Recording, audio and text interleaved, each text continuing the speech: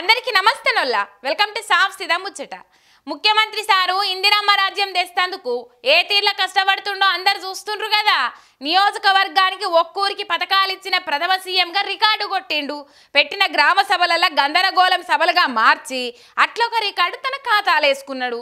అప్పులు చేసుట్లా పథకాలు ఎగ్గొట్టుట్లా దేంట్లో చూసుకున్నా సీఎం సారు తనదైన ముద్రేసి రాష్ట్రాన్ని ముంచేందుకు వీలైనంత వరకు కష్టపడతాడు. అసొంటి ముఖ్యమంత్రి సారుకు ఇక మునుం పెట్టి సురుకులంటిచ్చిండు హరీష్ రావు సారు. ముఖ్యమంత్రి సారుకు మునుం పెట్టి వాయిస్తుండు కదా మాజీ మంత్రి హరీష్ సారు.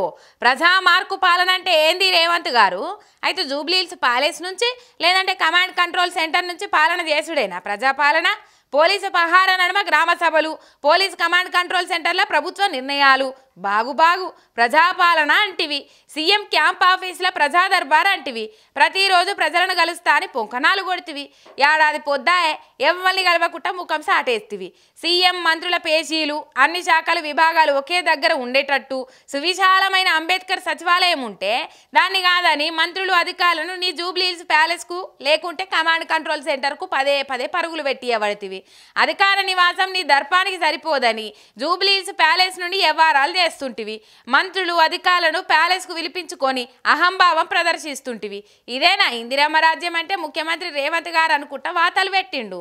నిజంగా కూడా గంత పెద్ద సీఎం క్యాంప్ ఆఫీస్ ఉండంగా, సచివాలయంలో అంత మంచిగా సీఎం కోసం పెద్ద అర్రలు ఉండంగా, కమాండ్ కంట్రోల్ సెంటర్ నుంచే సీఎం సార్ ఎందుకు పాలన చేస్తుండన్నది చాలా మందికి అర్థమైతే లేదు. ఇంటికి కిలోమీటర్ ఆవలా అందరిని ఆపి దర్పం చూయించుకునేందుకేనా అని సోషల్ మీడియాలో నెట్ అన్నాలు ప్రశ్నిస్తాండ్రు.